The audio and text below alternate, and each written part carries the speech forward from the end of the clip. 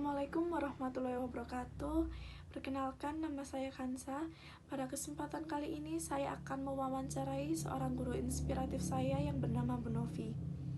Beliau adalah guru bimbel saya saat saya masih duduk di bangku SMP. Beliau adalah orang yang mengajari saya waktu saya akan melaksanakan ujian nasional pada saat SMP dulu. Beliau mengajari saya semua mata pelajaran, tetapi beliau ini memiliki bidang keahlian khusus, yaitu keilmuan beliau adalah di bidang kimia. Sekarang ini beliau mengajar di salah satu tempat bimbel yang cukup terkenal di Malang. Jadi kenapa sih alasan saya memilih beliau untuk menjadi guru inspiratif saya? Jadi alasan saya memilih beliau untuk menjadi guru inspiratif saya karena dulu saat mengajar beliau sering membuatkan saya rangkuman-rangkuman maupun catatan. Jadi setelah saya selesai bimbel, saya bisa mempelajarinya lagi di rumah, sehingga saya itu lebih mudah untuk memahaminya lagi. Jadi kalau misalnya di tempat bimbel saya misal kurang paham, jadi di rumah saya bisa mempelajarinya sendiri lagi, seperti itu. Lalu beliau ini orangnya tidak membosankan. Beliau jika menerangkan materi, bahasanya itu sangat mudah dimengerti, dicerna, dan dipahami. Jadi para siswa itu mungkin sangat paham jika diajar oleh beliau, seperti itu. Dan beliau ini sangat ramah, sangat humble kepada para siswanya.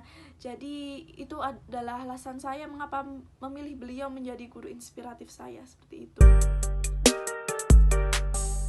Assalamualaikum warahmatullahi wabarakatuh. Waalaikumsalam warahmatullahi wabarakatuh. Mohon maaf Ibu mengganggu waktunya di sore hari ini. Saya mau izin untuk mewawancarai Ibu terkait tugas mata kuliah etika profesi keguruan. Di sini saya akan menanyakan beberapa pertanyaan seputar video guru favorit. Jadi saya harap Ibu bisa menjawabnya dengan jujur. Ya. Yang pertama yang ingin saya tanyakan yaitu apakah ada beberapa hal yang diperhatikan saat mengajar supaya lebih dapat dipahami oleh siswa, Bu? Oh, kalau terkait dengan pembelajaran ya pastinya adalah beberapa hal yang harus diperhatikan gitu. Nah, ini sebagai informasi, saya tuh kalau mengajar biasanya saya bagi waktu saya di kelas ya. Waktu saya di kelas itu biasanya saya bagi dalam 3 sesi sih. Ada sesi pengkondisian ya kan, sebelum kita memulai masuk materi. Terus setelah pengkondisian, siswanya sudah kondusif, baru kita menyampaikan materi, dan yang terakhir itu menutup gitu. Nah, pengkondisian apa sih yang harus dilakukan gitu. Jadi kita tuh sebagai guru nggak bisa sih langsung tiba-tiba menyampaikan materi ya. Jadi anak-anak bla bla bla bla nggak bisa gitu. Jadi kita harus melewati yang namanya pengkondisian dulu, dan ini penting menurut saya gitu. Bagaimana menarik siswa agar attract gitu, maksudnya memperhatikan kita di awal itu penting sekali. Kalau kesan kita pertama pada sesi pengkondisian ini sudah jelek, mereka pasti akan males gitu dengerin kita. Jadi kalau saya, apa yang harus diperhatikan saat pengkondisian? Yang pertama biasanya saya akan memancing nalar siswa dulu. Memancing nalar siswa itu gimana, Bu? Oke, jadi misalnya gini ya, saya ingin menyampaikan materi tentang sel volta. Kebetulan saya kan guru kimia ya. Misalkan saya akan menyampaikan materi sel volta gitu, untuk jenjang SMA. Biasanya saya akan memancing nalar siswa, sel volta itu apa gitu. Familiar nggak? Pasti kebanyakan mereka akan menjawab, apa ya Bu, nggak tahu gitu, karena itu istilah buku ya, istilah literasi gitu.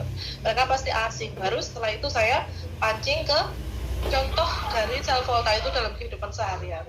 Kalau baterai, pernah tahu nggak baterai itu? Ya pasti kan sebagian besar dari mereka tahu. Nah, jadi baterai itu salah satu contoh sel volta kayak gitu. Contoh sel volta adik-adik. Baru setelah itu, setelah mereka sudah, oh jadi maksudnya itu kita nanti akan baca tentang baterai kayak gitu, baru saya review singkat materinya gitu. Jadi nanti kita akan baca tentang pengertiannya sel volta, terus nanti rumus-rumusnya, terus nanti aplikasinya dan lain-lain itu saya rinci gitu, saya review sedikit.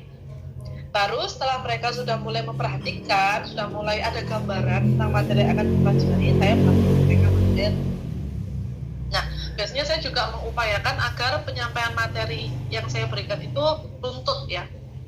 Jadi urut gitu.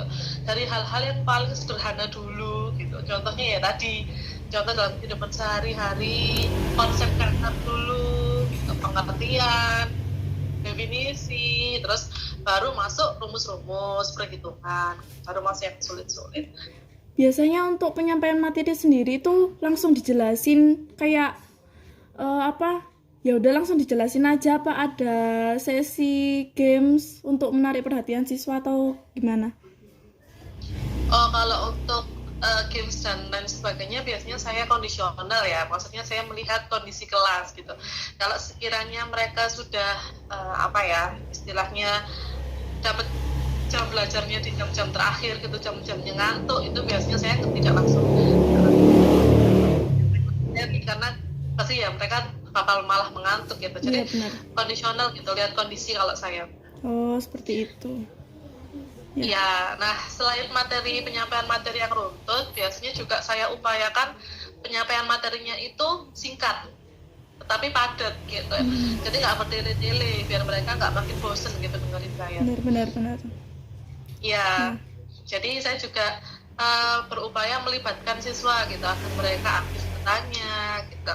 Biasanya saya juga, ayo yang bisa bantu saya ngerjakan soal, kalau misalkan latihan soal nanti saya kasih hadiah, biasanya saya kasih iming-iming gitu juga. Jadi biar akan menarik perhatian siswa ya. Iya. Selanjutnya saat ibu mengajar, apa ada persiapan materi semalam atau saat mengajar itu harus membuka materi dulu ya? Oh, kalau saya sih tipe guru yang kalau di depan siswa itu kalau bisa ya menghindari membuka materi. Gitu. Biar kita terlihat profesional kayak gitu kan. Kalau misalkan kita ngajarnya masih sambil bawa buku, lihat buku kan berarti siswa kayak, ini ibu ini bisa nggak sih kayak gitu kan. Ya, jadi kayak diragukan. Jadi kalau saya sih lebih saya maksimalkan di persiapan malam harinya atau kemarinnya gitu. Pokoknya sebelum saya mengajar. Jadi kan tadi sudah saya sampaikan ya, untuk menyampaikan materi itu saya upayakan singkat dan padat gitu. Jadi saya biasanya yang saya siapkan adalah sketsa. Jadi saya membuat sketsa apa-apa saja yang nanti akan saya tulis di papan. Gitu. Kalau boleh tahu sketsanya, gambarannya itu seperti apa ya? Jadi sketsanya ya berisi rangkuman-rangkuman gitu, rangkuman-rangkuman dari literatur. Biasanya kan bahasa buku itu kan panjang sekali ya, panjang-panjang. Nah, itu tuh saya rangkum gitu. Saya bikin subbab, saya rangkum sesingkat mungkin. Rumus-rumus yang penting itu saya pilah-pilah gitu. Iya, bagus. Setelah itu apa yang bisa dilakukan untuk menjadi guru profesional nih menurut ibu sendiri? Menjadi guru profesional ya. Jadi kalau dikatakan profesional itu yang pasti seorang guru harus bisa memenuhi kalau saya dulu pernah belajar itu tentang asas pendidikan gitu. Jadi asas pendidikan itu ada 3. Nah menurut saya kalau guru bisa memenuhi asas pendidikan ini berarti seorang guru tersebut bisa dikatakan profesional. Asas yang pertama itu ada yang namanya Ingarso Sungtulodo gitu ya, dari Ki Hajar Dewantara ini asas pendidikan itu. Maksudnya adalah guru yang baik itu harus bisa memberikan contoh kepada murid-muridnya, kan gitu. Jadi seorang guru kalau mau dikatakan profesional berarti tidak hanya hebat dalam menguasai materi, tapi juga bisa memberikan contoh yang baik, tindak tanduknya, tutur katanya gitu. Selagi kita di lingkungan pendidikan, kalau menurut saya penting untuk bisa menjaga sikap, untuk bisa menjaga tutur kata, terutama seorang guru ya kan. Kalau kata pepatah Jawa kan, guru itu adalah singkatan dari digugu dan ditiru gitu ya. Ya jadi memang harus menjaga dengan baik sikap dan tutur kata. Terus kalau yang kedua itu ada lagi asas namanya Ing Madya Mangun Karso. Itu maksudnya adalah guru itu harus bisa memberikan dorongan dan semangat agar siswa-siswanya itu mau terus belajar. Ya benar. Proses belajar itu kan proses yang panjang ya. kan. Kadang di sekolah 3 tahun aja sudah terasa sangat lama gitu, padahal Benar-benar. proses belajar itu umur hidup kayak gitu. Mm-mm. Nah, jadi guru tuh gimana caranya harus bisa melakukan upaya PDKT gitu sama siswa. Ya, jadi kalau guru hanya sekedar di kelas ngajar, habis itu keluar ketemu siswanya di luar cuek, itu siswa tuh nggak akan mungkin nggak akan mungkin punya ikatan emosional gitu sama kita. Jadi kalau kita ngasih motivasi tuh mereka malah kayak apa sih, biasanya nggak pernah kayak gini. Nah, gitu. benar-benar ya. Kamu ngerasain juga nggak waktu SMA? Ya. Ya kan? Nah, jadi makanya jadi guru tuh harus mau menjadi pendengar yang baik gitulah untuk siswa. Jadi giliran nanti kita yang ngasih tahu mereka bisa mendengarkan nasihat kita, karena kita juga biasa mendengarkan mereka. Ya. Terus yang terakhir, ini mungkin yang familiar ya, mungkin untuk pelaku-pelaku pendidikan lah, itu Tuturi Handayani yang terakhir asasnya, yang maksudnya adalah guru itu harus bisa mengarahkan dan membimbing gitu. Nah, jadi ya sebagai guru kita nggak boleh hanya sekedar mengajarkan. Misalkan saya ngajar kimia, ya sudah yang saya sampaikan itu tentang kimia terus. Ya kalau bisa itu juga kita harus mengingatkan kembali nilai-nilai yang luhur, nilai yang bijak gitu. Jadi mereka juga ada pelajaran hidup lah gitu yang bisa dia dapatkan. Oke. Itu sih menurut saya. Ya, oke. Yang terakhir nih Bu, apa yang membuat Ibu bisa kenal dan disenangi oleh para siswanya?